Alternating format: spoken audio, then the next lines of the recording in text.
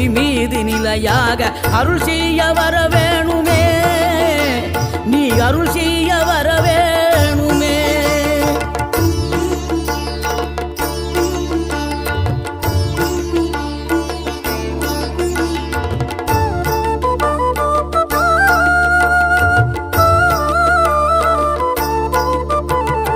இகழ்தலையும் புகழ்தலையும் ஒரு முகமாய் கருதும்படி செவி உரைத்த முத்து குமரன், நீ வறுமையையும் வளமையையும் சமநிலையை உணரும்படி மதி கொடுத்த செல்வ குமரன்.